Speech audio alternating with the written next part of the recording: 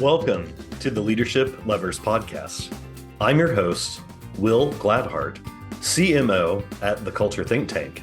At the Culture Think Tank, we empower leaders with metrics that strengthen culture, drive performance, and return. We're here today to learn about the actions leaders have taken to address organizational change. Today, our guest is Brian Waldron, President and CEO of Dort Financial Credit Union. Thanks so much for taking the time to join us. Will, thanks for having me. I truly appreciate it. Absolutely. Let's begin by having you share with our audience a bit about yourself, your background, and your organization. Yeah, absolutely. Well, as you mentioned, Brian Waldron, President and CEO of Dort Financial Credit Union. I've been the President and CEO since March of 2022. I've built a 20-plus year career in the credit union industry, actually starting out when I was in college at First Miami Student Federal Credit Union on campus, working as a teller. So I've done a lot of positions across the country, but I think it's a really unique opportunity to start when you're in college as a part-time teller and work your way all the way through, and now being CEO of a $2.3 billion credit union in Michigan, which is awesome. Besides that, in my personal life, I am a father of 3 boys, 21 and twin 17-year-olds, and a dog dad to 4 dogs, and have been married to my wife for over 20 years. As you mentioned in some of our pre-conversations, it's never dull around the house. Never. So we'll be discussing 3 questions today. As a warm-up to start our conversation, would you share why you believe a healthy culture is critical? Well, I've built my career in management around employee engagement, right? I really feel like it's important for employees to feel engaged and create that work culture where employees feel empowered and that they can ask questions and then they can make decisions and they can lead the credit union forward. One of the biggest experiences I ever had early on in my career, the CEO came into one of our leadership meetings and said we were having some issues and we needed to lay off some staff. And sitting across the desk from someone and telling them for no reason of their own that they don't have a job anymore really impacted me in a not so good way at the time. But I vowed at that moment that I would never do that if I was ever to become a CEO or in a senior leadership position. I've kind of built my career around employee engagement, making sure employees are satisfied, because I truly believe that when an employee is engaged and they're happy, that they're going to provide the best member service or customer service, right? And so to do that and to change culture and to be a change agent for culture has been really important throughout my career. Yeah, I love hearing that. Often we see that leadership's actions and behaviors directly impact performance and connectivity and how people understand their role at an organization. Just as we kick off the next question, it's been our experience that leaders tend to struggle in 3 key areas: people, process, or profit. In your role as CEO, would you identify maybe one of these 3 areas that represented a cultural challenge within the organization? Well, I think people is always the challenge, right? Because people come from different walks of life. They come from different backgrounds. They come from different cultures based upon either where you live or where they've grown up or lived in their past. So I think people is just a really challenging effort. As the CEO, I think we need to understand the other 2 key factors, right? We obviously need to understand profitability and how that affects everything. But I think it's important to understand profitability and how it affects people, right? So going back to my original example where I sat across the desk and had to lay somebody off of no fault of their own, I believe in my heart, and I'm not speaking poorly of past leaders that I've had because there have been some really great ones, but I believe it's our key role as a CEO to understand profitability in the future, right? And to make sure we're looking out and making sure we have all those things so that we can provide the best employee culture. When I go back to understanding people, I want to meet them where they are, right? I want to challenge them. I want to understand. I want to be able to have a conversation. I think, one thing I've heard throughout my career as managers is we don't have enough people. And then, of course, I kind of chuckle, right? Because I look down at the numbers and I'm like, well, we could improve here, or we could possibly improve there. And no one's working overtime. And when I look out the window at 5 o'clock, there's a rush to the car, right? And so to say you need more people, we need to challenge our people, right? To be to work harder, work smarter, but we need to give them the opportunity to do so. And if they really love what they do and where they work, they'll put in that extra effort. And then as we start to see those numbers go down or over time go up, then we can start thinking about adding to staff. And so but having that very transparent conversation is tough for a lot of leaders, right? We say, oh, we need more people. Yep, I understand. Let's do it, right? That's how you throw numbers or you throw people at numbers. I just don't think that's the right answer on the test. But I think people in leadership positions are so afraid to have the appropriate conversation or that tough conversation. But what I have found out throughout my career is if you're willing to have that conversation and teach and engage the staff, They're much more willing to listen and they truly appreciate the feedback. Yeah, no, I love that you address that because all the people, process, and profits really truly are wrapped together, but individuals understanding their role, how they're contributing to the organization, but understanding the communication and the messaging from you as the leader and Right. how you value them makes a huge difference. And I appreciate that thought about vulnerability and having those conversations or those hard conversations with staff that may not want to have, but at the end of the day, it's appreciated by all across the organization. Yeah, I do say in front of we have an all team meeting once a year, and there's over 400 employees that attend this, and I get to stand up in front of all of them, and I do get to be very honest with them and say what keeps me up at night is making sure that you have a place that you can come to work every day, right? So that incorporates people, process, and profits. So it incorporates all three P's, and I think making sure that they're the center of my thought when we reach out to do that is really important.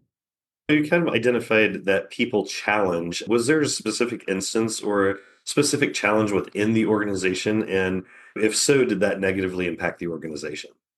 Again, talking poorly about a past leader is not really my forte, right? And that's not my intention here. But I will say that people come from different backgrounds, right? So when I took over the organization, we did an employee engagement score and it came in fairly low. In fact, it was lower in all categories across the board and including all comparative statistics.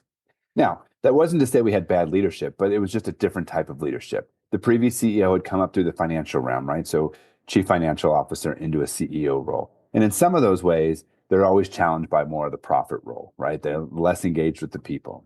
And that's just what I've seen across my career. However, I came up through more of a lending route, always been engaged with people, whether it was making people alone, talking to staff, and engaging and cross selling, things of that nature. So, people has really been my priority. And over that time, March 2022, so we're almost coming up on 3 years, we have improved employee engagement to the point now where we are higher than all comparative metrics across the board. We are higher than credit unions 1.5 billion and above. We are higher than credit unions who employ 300 to 400 employees, and we are higher than credit unions in our region. And that's really important. But we didn't do it by throwing money, salary dollars, incentives at people. What we did is really going back and looking at our value statements, empowerment, community service, right? And looking at those different things. And there are others, but really taking a look at that and training the staff on what that meant for us, right? What does empowerment mean? It means that you can make a mistake or you can make a decision. And you know what? There are consequences to some things, but most of the time mistakes are minor and not intentional. And so we can kind of learn from those things. If you waive a fee or you do something that you're empowered to do and it's not the right choice, we don't terminate or we don't look down on you. We simply have a conversation and we try to learn and teach from that. We have really learned from this lesson and we have started to engage employees who wanted to make a career and how do they advance, right? And so coming up with an emerging leaders program where we teach people different leadership skills and how they all come together. And so really just again engaging with that staff and moving that needle forward and worrying less about the member service or customer service has actually improved our customer service. I hear more good things from customers now when I see them out and about than I did before. And it's because we have an engaged work staff. And so we really sat down, we explained our mission, we explained our core values, and we actually have annual training on these, but they're fun, right? They're really fun trainings. The other thing we've really done is we've really dove in and we have really focused on generational differences, right? Because if you look across our workforce right now, we have four different generations that are working under the same roof, and they operate very, very differently. And so we have generational training on how conversations affect each one of us and how we hear that or how we view that. And so, again, just taking our differences and really learning from them and leaning in has been awesome for our organization. Well, I always love it when I get a twofer from a leader, which is they address the problem, but then also they share how they identified it, how they made it turn it into a positive. And I think that's a Yeah, fantastic testament that you not only hear from your customers and people in the community that they've noticed a difference. They yes, actually are feeling like the customer should. And their customer yeah. experience journey is very different. As you noted, taking those steps to help employees understand their next steps in the organization, giving them an opportunity for leadership, whether they want to step into that or not, is huge. So, as we wrap up today, Brian, is there anything else you'd like to share for fellow leaders?